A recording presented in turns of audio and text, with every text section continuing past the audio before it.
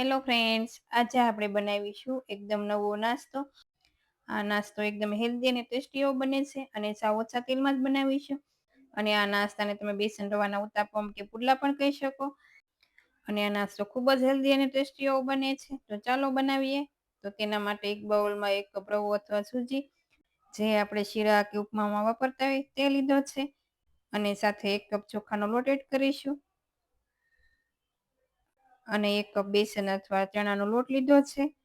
જો તમારી પાસે ચોખાનો લોટ ન હોય તો 2 કપ રવો અને 1 કપ બેસન એ રીતે માપ લેવાનું. સાથે 1 કપ ખાટી છાશ એડ કરીશું. અને ખાટી છાશ લેવી જરૂરી છે, એટલે નાસ્તો છે એકદમ ટેસ્ટી એવો બનશે. અને જો તમારે આમાં દહીં એડ કરવું હોય તો દહીં પણ એડ કરી શકાય. અને દહીં પણ ખાટું જ લેવાનું. તો હવે બધું મિશ્રણ એકદમ સારી રીતે મિક્સ કરી લઈએ. અને હવે આપણે તેમાં થોડું થોડું પાણી એડ કરતા જઈશું અને તેનું બેટર બનાવી લેવી.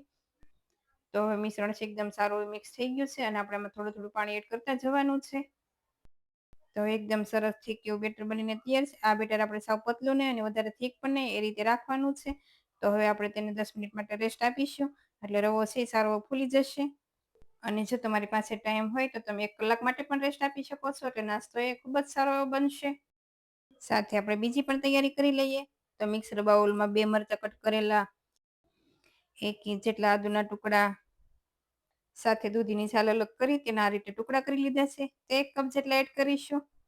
અને જો બાળકો દૂધી કે બીજા કોઈ પણ શાકભાજી ન ખાતા હોય તો આ રીતે આપણે નાસ્તો બનાવીને આપીશું, એટલે બાળકો છે તે માંગી માંગીને ખાશે. તો હવે આપણે એમાં થોડા એવા ધાણા એડ કરી અને આમાં આપણે પાણી નહીં એડ કરીએ, આમ જ બ્લેન્ડ કરી લઈએ અને એકદમ ફાઇન પેસ્ટ બનાવી લઈએ. તો દૂધી પણ બ્લેન્ડ થઈ ગઈ છે. હવે આપણે બીજા શાકભાજી જે લીધા છે એ પણ જોઈ લઈએ. તો લીલા ધાણા, ગાજરના ટુકડા, પાલક, કેપ્સિકમ, કાંદા, કોબીજ, આ રીતે મેં શાકભાજી લીધા છે. પણ તમારા ઘરમાં કોઈ બીજા શાકભાજી અવેલેબલ હોય અને કોઈ અમુક ના હોય તો તમે સ્કીપ પણ કરી શકો છો. જે શાકભાજી હોય તે એડ કરી દેવાના. હવે આપણે જે બ્લેન્ડ કરીને દૂધી રાખી હતી તે પણ એડ કરી દઈએ. હવે તેમાં થોડા મસાલા પણ કરી લઈએ. અડધી સ્પૂન હળદર પાવડર, સાથે 1 સ્પૂન ધાણા જીરું પાવડર અને 1 પિંચ જેટલી હિંગ એડ કરીશું. અને અડધી સ્પૂન લાલ મરચું પાવડર એડ કરીશું. અને લાલ મરચું તમારે તીખાશ હોય એ પ્રમાણે એડ કરવાનું. આપણે દૂધીની પેસ્ટ બનાવી તેમાં પણ લીલા મરચાં એડ કર્યા છે, એટલે તીખાશ તમારે જોઈએ એ પ્રમાણે જ એડ કરવાની. સાથે 2 સ્પૂન તલ એડ કરીશું. આમાં તલનો સ્વાદ ખૂબ જ સારો આવે છે. હવે સ્વાદ પ્રમાણે નમક, સાથે આપણે આમાં ખાટી છાશ એડ કરી છે, એટલા માટે અડધી સ્પૂન જેવો મેં સુગર પાવડર એડ કર્યો છે. પણ જો તમારે સ્કીપ કરવો હોય તો પણ કરી શકાય. હવે બધું સારી રીતે મિક્સ કરી તેમાં હવે આપણે જે શાકભાજી કટ કરીને રાખ્યા છે તે એડ કરી દઈએ. પણ આમાં જો તમારી પાસે જે ઘરમાં અવેલેબલ હોય એ શાકભાજી એડ કરવાની. આમાં મેં કોબીજ, કાંદા, ગાજર, કેપ્સિકમ, સાથે પાલક અને ધાણા લીધા છે. આ શાકભાજી છે એકદમ ઝીણા એવા કટ કરવાના. હવે આ શાકભાજી છે બધું બેટરમાં આપણે એડ કરી દઈશું. અને જો તમે કાંદા ન ખાતા હોય તો તમે સ્કીપ પણ કરી શકો છો, તો પણ ખૂબ જ ટેસ્ટી એવો બનશે. અને અમુક શાકભાજી તમારી પાસે અવેલેબલ ના હોય તો તમે સ્કીપ પણ કરી શકો છો. તો એકદમ સરસ એવું બેટર આ રીતે બનાવવાનું છે. તમે જોઈ શકો છો આ બેટર છે એકદમ ઘટ પણ નહીં અને એકદમ પતલું પણ નહીં, એ રીતે રાખવાનું. એટલે નાસ્તો છે એકદમ સારો એવો બનશે. સાથે મેં પેન ગરમ કરવા પણ મૂકી દીધું છે. તો હવે ગેસની ફ્લેમ મીડિયમ રાખી તેમાં આપણે થોડું એવું તેલ એડ કરીશું. અને જો આ નાસ્તો હું અત્યારે આ રીતે પેનમાં બનાવું છું, પણ જો તમારે અપમ પેનમાં બનાવવો હોય તો પણ બનાવી શકાય. તો બેટરમાં થોડો ઈનો અથવા બેકિંગ સોડા એડ કરી દેવાનો, એટલે નાસ્તો છે એકદમ સરસ એવો બનશે. તો હવે આપણે થોડા તલ પણ સ્પ્રિંકલ કરી દઈએ. અને જો આમાં તેલની જગ્યાએ તમારે ઘી અથવા બટર એડ કરવું હોય તો પણ કરી શકાય. અને હવે બેટરમાંથી 1 કળશી જેવું બેટર લઈ આ રીતે નાના નાના ઉત્તપમ છે તે તમારે પાડી દેવાના. આ ઉત્તપમ એકદમ થીક નહીં અને એકદમ પતલા નહીં, એ રીતે રાખવાના.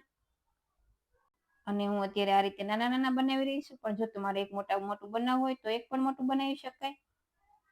અને હવે આપણે ગેસની ફ્લેમ મીડિયમ રાખીશું અને 2 મિનિટ જેવું થવા દેવાનું. આ નાસ્તાના બેટરમાં આપણે રવો પણ એડ કર્યો છે, એટલે આ નાસ્તો છે એકદમ સોફ્ટ એવો બનશે. તો હવે ગેસની ફ્લેમ મીડિયમ રાખી 2 મિનિટ જેવું થવા દઈશું. અને જરૂર પડે તો તેલ અથવા ઘી થોડું એડ કરી દેવાનું.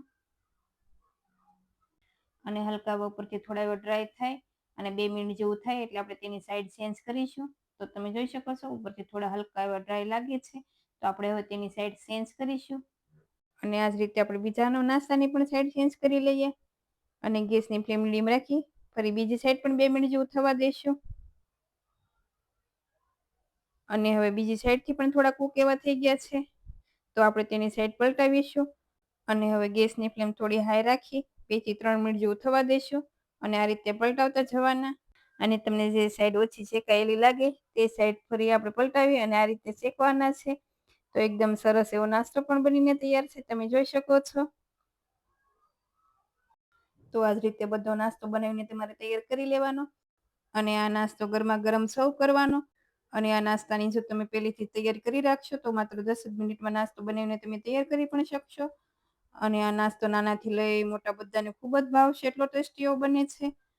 અને તમે આ રીતે ઉત્તાપમ, પુડલા તો બહુ જ બનાવીને ખાધા હશે, પણ આ રીતે એકવાર નવો નાસ્તો બનાવીને ટ્રાય કરજો, ખૂબ જ ટેસ્ટી એવો બને છે અને નાનાથી લઈ મોટા બધાને ખૂબ જ ભાવશે. અને આ નાસ્તો તમે ટોમેટો કેચઅપ કે ગ્રીન ચટણી કે દહીંના રાયતા સાથે સર્વ કરી શકો છો. અને આ નાસ્તાને તમારે ગરમા ગરમ જ સર્વ કરવાનો, એટલે એટલો ટેસ્ટી એવો લાગે છે.